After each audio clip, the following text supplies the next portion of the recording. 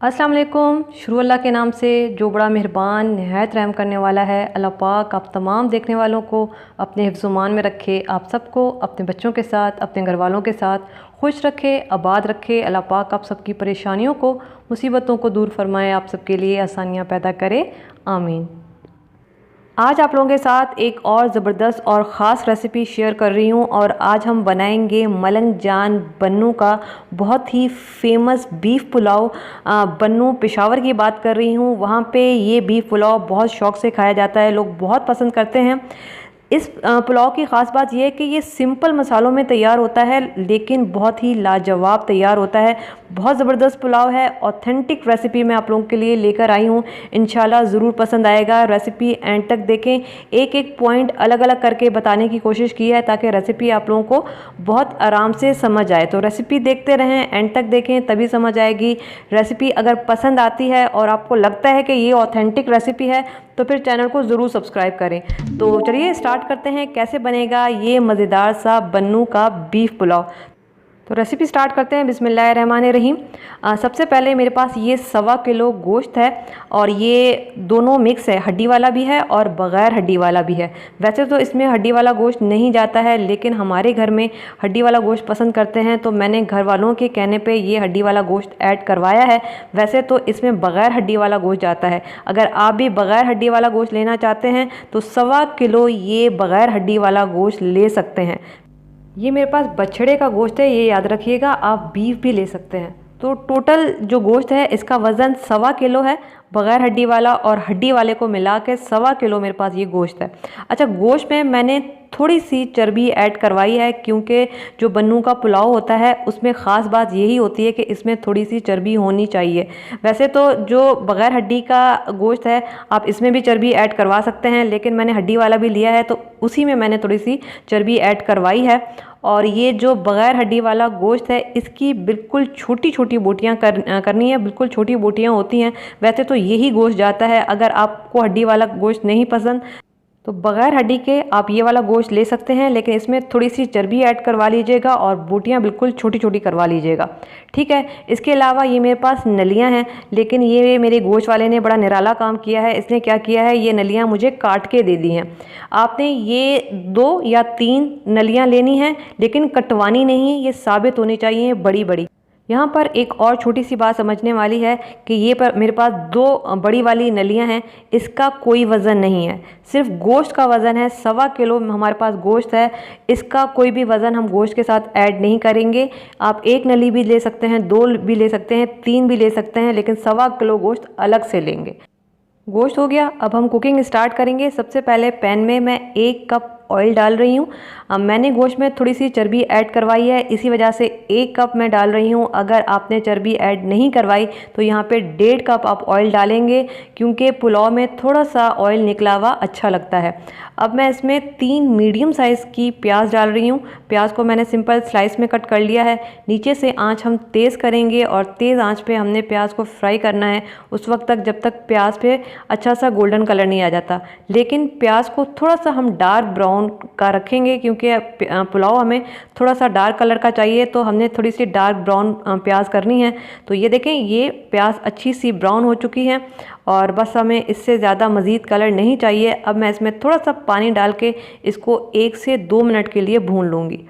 आँच नीचे से तेज़ ही है, आँच को मैंने हल्का नहीं रखा है। थोड़ा सा पानी डाल के इसको बहुत अच्छा सा भून लेंगे। ये हो गया और अब मैं इसमें 2 टेबल स्पून भर के हम लहसुन अदरक का पेस्ट डालेंगे। मैंने ताज़ा लहसुन अदरक का पेस्ट बनाया है तो इसमें ये ताज़ा कुटा हुआ लहसुन अदरक का पेस्ट चला जाएगा 2 टेबल स्पून। और ये 3 मीडियम साइज़ के टमाटर हैं, ये इसमें चले जाएंगे।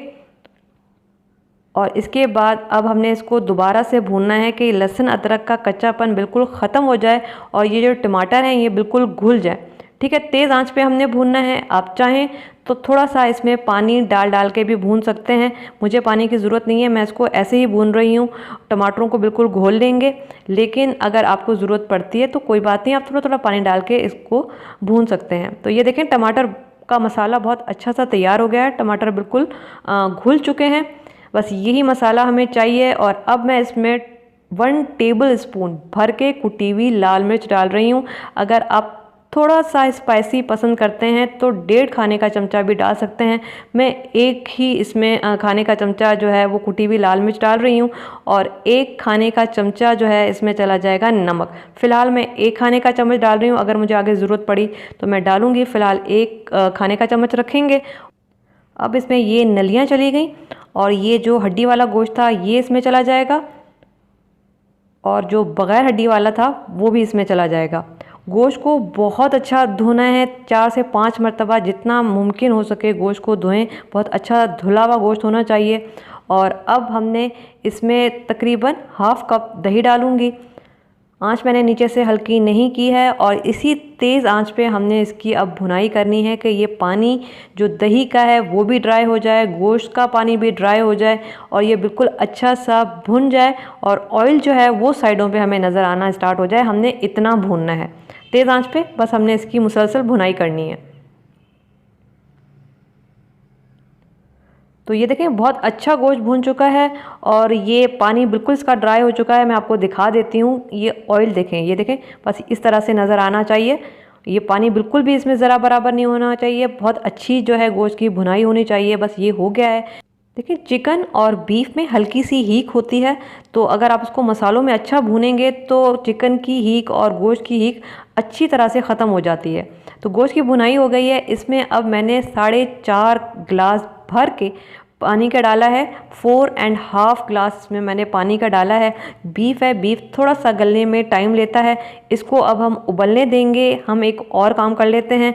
ये एक बड़ा ज़बरदस्त सा मसाला है। वैसे तो इसमें बहुत सारे मसाले नहीं जाते हैं, लेकिन ये एक ख़ास मसाला इसमें जाता है जिससे पुलाव का फ्लेवर बहुत अच्छा हो जाता है। तो ये मेरे पास 2 टीस्पून मेरा होममेड गरम मसाला है। वैसे तो आप रेडीमेड भी इस्तेमाल कर सकते हैं, जो भी आपके पास मौजूद हो, लेकिन ये मसाला बड़ा ज़बरदस्त है। इसकी रेसिपी मैं दे चुकी हूँ, मेरे चैनल पे मौजूद है, ऊपर डिस्क्रिप्शन में दे दूँगी। अगर आप देखना चाहें तो वहाँ से देख सकते हैं। तो ये 2 टीस्पून मेरा होममेड पिसा हुआ गरम मसाला इसमें चला जाएगा। इसके अलावा इसमें 5 से 6 हरी इलायची है, ये चली जाएगी। और ये ½ टीस्पून जायफल पाउडर है। अगर आपके पास जायफल पाउडर नहीं है तो आप एक छोटा टुकड़ा, मतलब जायफल का आधा टुकड़ा ले सकते हैं। और ये ½ टीस्पून जावित्री पाउडर है। अगर पीसी हुई जावित्री पाउडर आपके पास नहीं है तो आप 2 फूल जावित्री के ले सकते हैं और ये 2 बादियान के फूल हैं। अब हमने इन सारी चीज़ों को पीस लेना है, बिल्कुल बारीक पीसेंगे, बिल्कुल पाउडर बना लेंगे। तो ये सारा का सारा मसाला मैं डालूंगी ग्राइंडर में और इसको मैं ग्राइंड कर लूँगी। तो ये देखें, ये चला गया सारा का सारा मसाला। इसको बस हम पीस लेंगे। तो ये देखिए मैंने मसाले को बहुत अच्छा सा पीस लिया है। अगर इसमें हरी इलायची के छिलके रह जाते हैं तो कोई बात नहीं, निकालने की ज़रूरत नहीं है, ये ऐसे ही इसमें चला जाएगा। ठीक है, ये मसाला चला गया। थोड़ा सा इसको मिक्स करेंगे और इसमें अच्छा सा बॉयल आने देंगे। आप चाहें तो कुकर में भी आराम से गोश्त गला सकते हैं, थोड़ा जल्दी गल जाएगा। मेरा ये है कि ज़ाहिर है आप लोगों को दिखाना होता है, कुकर में थोड़ा सा लाइटिंग का इशू हो जाता है, तो इस वजह से मैं खुले बर्तन में बना रही हूँ। आप चाहें तो कुकर में भी आराम से इस गोश्त को पका सकते हैं। नीचे से आँच में हल्की कर दूँगी और इसको छोड़ दूँगी जब तक गोश्त हमारा बहुत अच्छा सा गल नहीं जाता है। तो ये देखें तकरीबन गोश्त को पकते हुए 1 घंटा हो गया है और मैंने इसको बड़े बर्तन में डाल दिया है, क्योंकि चावल ज़्यादा हैं तो वो छोटे बर्तन में नहीं आने थे, तो इस वजह से मैंने बर्तन चेंज कर लिया है। गोश्त मैं आप लोगों को दिखा देती हूँ ये कितना अच्छा गला है। बछड़े का गोश्त था, छोटे बछड़े का गोश्त, तो ये जल्दी गल गया 1 घंटे में। अगर ये बीफ होता तो तकरीबन 1.5 घंटे तक का टाइम लग जाता। तो ये गोश्त हमारा बहुत अच्छा गल चुका है और अब हम इसमें चावल डालेंगे और चावल देख लेते हैं। ये मेरे पास 1.25 किलो चावल है और इनको मैंने 35 मिनट के लिए भिगो के रख दिया था। एक पूरी थैली 1 किलो वाली मेरे पास थी और इसमें मैंने सिर्फ 1 कप एक्स्ट्रा चावलों का डाला है। तो ये 1.25 किलो चावल हैं और 35 मिनट मैंने इसको भिगो के रखा है और इसके बाद धो के साफ़ कर लिया है। और अब ये पतीले में ऐड करेंगे। तो ये देखें इस तरह से ये सारे के सारे चावल जो हैं हमने डाल लेने हैं। अच्छा, पानी का रेशो मैं आप लोगों को बता देती हूँ कि 4.5 गिलास हमने गोश्त गलने के लिए जो पानी डाला था उसमें तकरीबन 3 गिलास पानी रह गया था। तो ये तकरीबन 3 गिलास ही पानी है, क्योंकि चावल ज़्यादा देर के भीगे हुए हैं तो इस वजह से ज़्यादा पानी की ज़रूरत नहीं है। अगर आपके चावल 15 मिनट, 10 मिनट या 20 मिनट के भीगे हुए हैं तो आप इसमें 4 गिलास पानी के डाल सकते हैं। मेरे चावल ज़्यादा देर के भीगे हुए हैं तो इस वजह से मैं 3 गिलास इसमें पानी के, जो यखनी का पानी था वही इसमें मैंने डाला है, क्योंकि 4.5 गिलास से ये 3 गिलास यखनी रह गई थी। तो अब हमने इस चावलों की जो यखनी है इसको ड्राई करना है। यहाँ पे मैं नमक चेक कर लूँगी, अगर आपको नमक कम लगता है तो यहाँ पे आप नमक ऐड कर सकते हैं। मुझे थोड़ा सा नमक कम लगा है, मैं 1 टीस्पून इसमें डाल रही हूँ। आपको जितना भी कम लगे उस हिसाब से आप अपने जायके के हिसाब से इसमें ऐड कर सकते हैं। और अब बिल्कुल हल्के हाथ से हमने इसको मिक्स करना है और इस पानी को ड्राई करना है। बिल्कुल हल्के हाथ से मिक्सिंग करनी है। और मैं आपको दिखा देती हूँ ऊपर के एंगल से, ताकि बात समझ आ जाए। साइडों से चम्मच चलाएंगे, साइडों इस तरह से, और यूँ ऊपर करेंगे, फिर साइडों से हम चलाएंगे। बीच में चम्मच नहीं मारना है, साइडों से इस तरह से घुमाते हुए ऊपर लाएंगे और बिल्कुल हल्के हाथ से मिक्सिंग करनी है। बस ज़्यादा चम्मच नहीं चलाना है, 1 से 2 मरतबा बस आपने इस तरह से मिक्स करना है। और अब ये देखें पानी तकरीबन ड्राई हो चुका है और ये तकरीबन 1 कप जितना पानी इसमें होना चाहिए। बिल्कुल पानी ड्राई हमने नहीं करना है, पानी को इतना ड्राई करना है कि इसमें 1 कप पानी रह जाए। ठीक है, ये पानी हो चुका है। अब हम इसको दम पे छोड़ेंगे और इसको ऊपर से हमने कवर कर देना है। नीचे से आंच हम बिल्कुल हल्की कर देंगे और इसको हम दम पे छोड़ देंगे। देखें मैंने इसको कवर कर दिया है, ऊपर से कोई भी आप भारी चीज़ रख सकते हैं। बिल्कुल हल्की आंच कर दें, तकरीबन 20 से 25 मिनट का आप आराम से इसको दम लगने दें। तो ये देखें तकरीबन मैंने 25 मिनट का दम दिया था, बिल्कुल हल्की आंच पे छोड़ दिया था। पुलाव को थोड़ा सा अच्छे दम की ज़रूरत होती है, तो कोशिश करें पुलाव को थोड़ा सा ज़्यादा दम दें बिरयानी की निस्बत। तो ये अब हो चुका है और अब हम इसका ढक्कन हटाएंगे। तो ये देखें ज़बरदस्त किस्म का हमारा मलंग जान बन्नू का बहुत ही मशहूर पुलाव जो है वो तैयार है। 2 मिनट के लिए छोड़ दें, स्टीम निकल जाने दें, उसके बाद हमने मिक्सिंग करनी है। कभी भी गरम गरम पुलाव की मिक्सिंग मत किया करें, पुलाव या बिरयानी की। अक्सर लोग कहते हैं कि हमारे चावल टूट जाते हैं, क्योंकि आप फ़ौरन से गरम गरम चावलों को मिक्स करेंगे तो उसमें भाप होती है और चावल टूटने के चांसेस बहुत ज़्यादा हो जाते हैं। भाप जब बैठ जाए तो उसके बाद आप मिक्स करें, तो इंशाल्लाह आपके चावल कभी भी नहीं टूटेंगे। तो बस ये हो गया है। अब हम इसको डिश में निकालेंगे। मैं इसको परात में निकालूंगी, स्टील का मेरे पास बड़ा ज़बरदस्त सा परात है, ये भी देग वालों का ही है। तो ये मैं इसमें निकालूंगी। वहाँ पे बनू में छोटे छोटे से स्टील के परात होते हैं, उसमें ये सर्व होता है। इसके अलावा ये किलो के हिसाब से मिलता है और 1.5 किलो के, 1 किलो के, आधा किलो के हिसाब से मिलता है।